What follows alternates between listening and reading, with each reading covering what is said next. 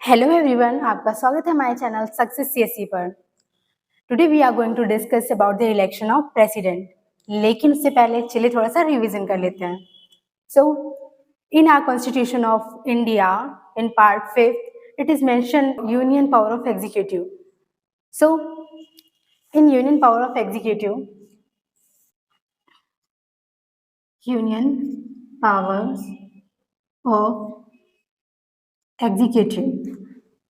Now, it is consist of president, vice president, prime minister and his council of ministers. And one more thing, जो कि basically लोगों को याद नहीं रहता और कह सकते हैं कि they are not aware about that. That is the Attorney General of India. Attorney General of India. So, union power of executive इन सबसे मिलकर के बनता है president, vice president, prime minister and council of minister and attorney general of India. Got it? Now today we are talking about the election of president. So election of president, do you have idea who conduct the election of president? Election of president is conducted by the Election Commission of India, but in article 324 of the constitution says that there must be a commission of India which is known as the Election Commission of India. Now election commission of India क्या करता है? ये बनाता है electoral college of. So what is electoral college? Do you have idea what is electoral college? If not then I am going to explain you. So electoral college क्या होता है? It is consist of elected members of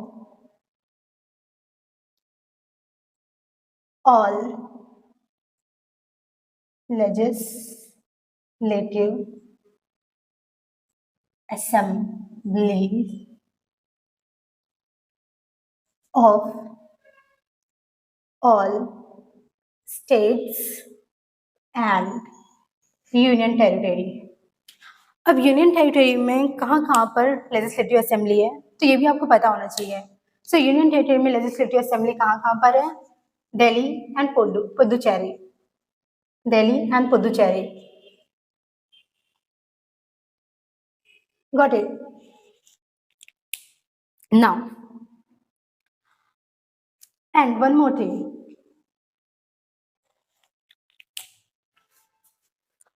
all the elected member of legislative assembly of all the states and union territory में दिल्ली हो गया and Puducherry हो गया. And another, all the elected member of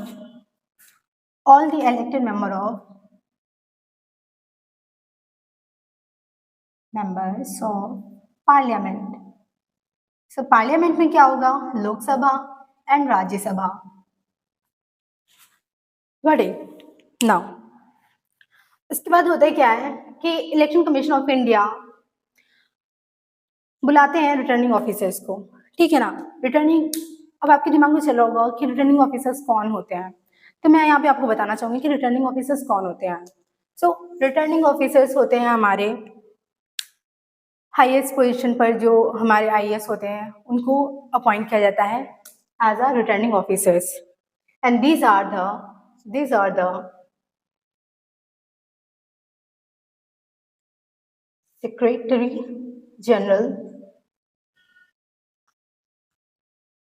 of Lok Sabha,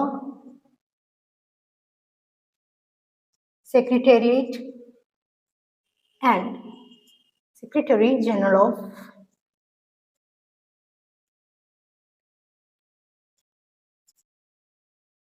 Rajya Sabha, Secretariat. Yes, now. So, returning officers हमारे secretary general of Lok Sabha, secretariat and secretary general of Rajya Sabha secretariat होते हैं, ठीक है। अब यहाँ पे क्वेश्चन अराइज होता है कि अगर ये डिफरेंट डिफरेंट मेंबर्स होते हैं लोकसभा और राज्यसभा के, तो क्या इनके बीच में कॉन्फ्लिक्ट नहीं होता है? सो यस, इनके बीच में कॉन्फ्लिक्ट नहीं होता है, क्योंकि जो इलेक्शन कमीशन ऑफ इंडिया है ये क्या करता है ना कि इन लोगों का जो अपॉइंटमेंट होता है वो रोटेशन बेसिस पे होता है। किसके बेसिस पे होता है? रोटेशन। सो इनका अपॉइंटमेंट रोटेशन बेसिस पे होता है।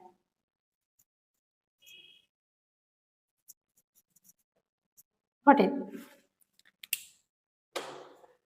In the direction of or in the order of Election Commission of India. Now, अब हम बात करते हैं कि हमारे प्रेसिडेंट साहब का जो इलेक्शन होता है वो कैसे होता है। सो पहली बात तो आपको पता होना चाहिए कि वो इनडायरेक्ट इलेक्शन होता है।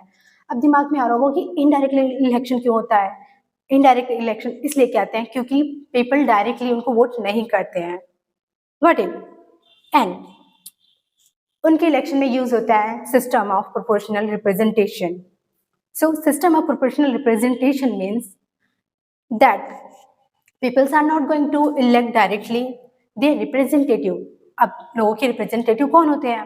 So लोगों के रिप्रेजेंटेटिव होते हैं हमारे MLAs, that is member of legislative assembly, and MPs, that is a member of parliament. So अब क्या होता है ना कि प्रोपोर्शनल रिप्रेजेंटेशन सिस्टम फॉलो होता है प्रेसिडेंट के इलेक्शन में।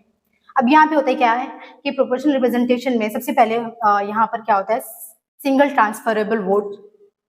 एंड वोटिंग कैसे होती है? वोटिंग होती है बाय सीक्रेट बैलेट।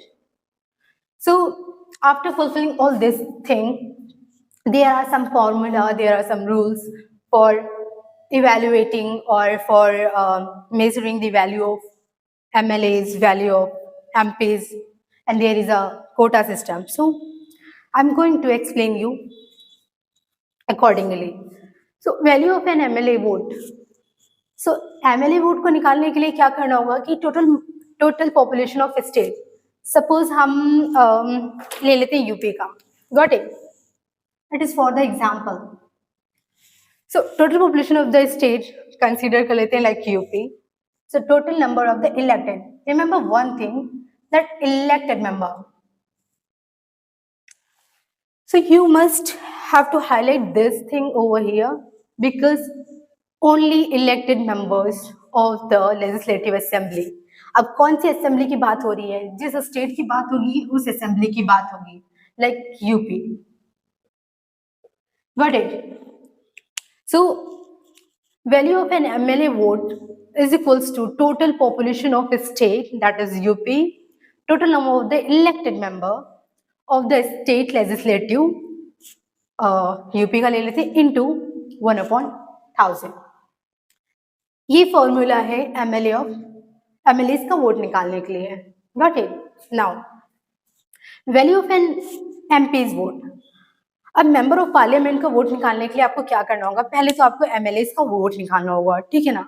तो अब देखिएगा MLAs का वोट हमने निकाल लिया है, अब हमें इसके बाद करना क्या है कि हमें टोटल MLAs वोट को यहाँ पे पुट करना होगा। So value of an MPs vote निकालने के लिए total value of the votes of MLAs, all MLAs, remember one thing here, all MLAs means 28 states and 2 union territories. So 2 union territories में क्या आ जाएगा?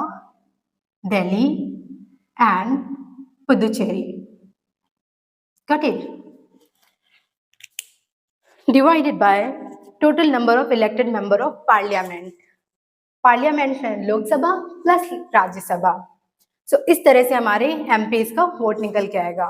लेकिन इतनी कंडीशंस फुलफिल करने पर भी हम अभी प्रेसिडेंट ऑफ इलेक्शन से वोट को कंप्लीट नहीं कर सकते हैं। अब प्रेसिडेंट को इलेक्ट होने के लिए प्रेसिडेंट को एक फिक्स्ड कोटा रिसीव करना पड़ता है और अक्वायर करना पड़ता है। सो अब यहाँ पर इलेक्टोरल कोटा सिस्टम भी यूज होता है। उसमें क्या होता है ना कि प्रेसिडेंट के इलेक्शन के लिए हमें total number of the valid vote को डिवाइड करना होता है नंबर ऑफ द सीट। अब प्रेसिडेंट के लिए कितनी सीट्स होती हैं? 1 होती है ना, तो इसलिए हम यहाँ पर number of seat, it is a number of seat, so number of seat 1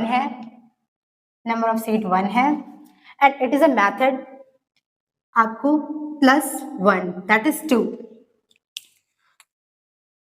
and means total number of the valid vote upon 2 + 1। ये मेथड होता है कोटा निकालने के लिए। सो हम एक एग्जाम्पल ले लेते हैं। Suppose 100, total number of the valid vote कितना आया? 100 आया, ठीक है। कितनी पोजीशंस, सीट की पोजीशंस कितनी? 1 है। एक एडिशनल 1 हमें और ऐड करना होता है, n+1। अब जब हम इसको सॉल्व करेंगे, like 100 and this is 2, this is 50 and यहाँ पर 1 है, इट मीन्स 51%।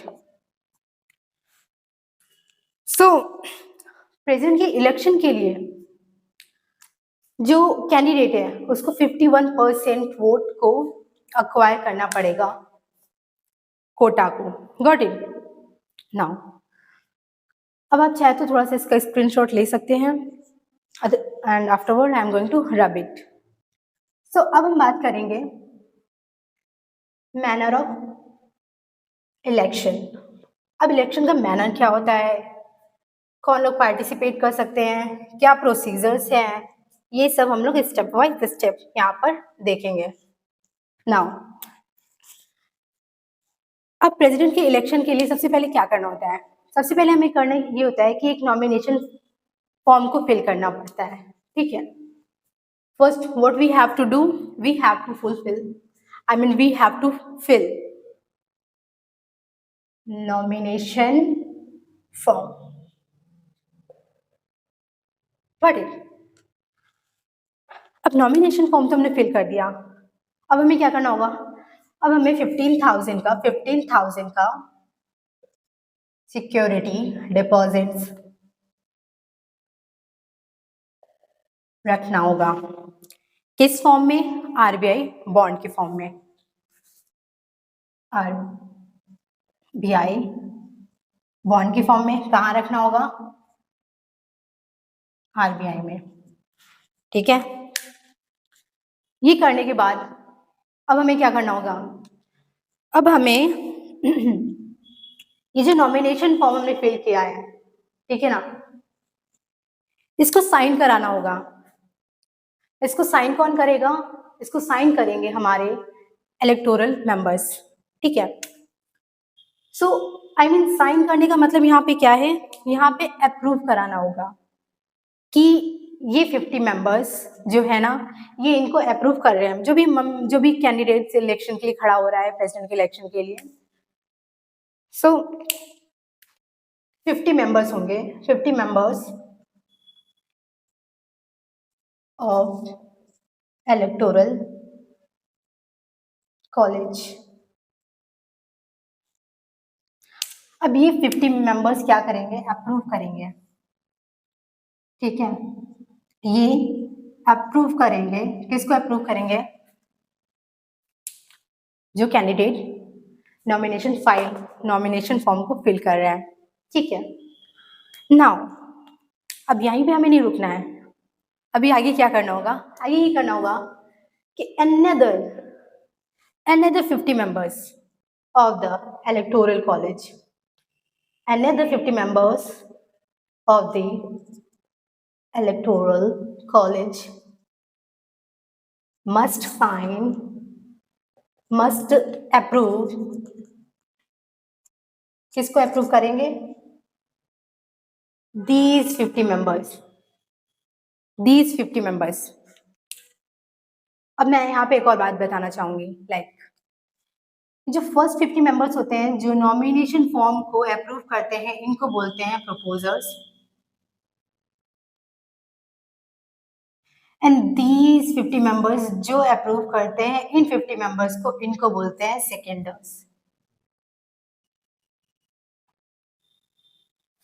नाउ ये सारी चीजें कंप्लीट होने के बाद अब क्या होता है ना कि जिन्होंने फॉर्म फिल किया है उनको क्या करना पड़ता है कि 1/6 वोट्स अक्वायर करना पड़ता है। अगर 1/6 से कम वोट आप अक्वायर कर पा रहे हैं या 1/6 से कम आपके वोट आ रहे हैं, less than 1/6 votes, then definitely your amount or your security deposit going to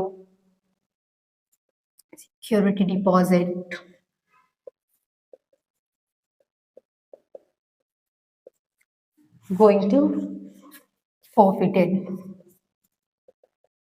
What does it mean, forfeited? What does it mean?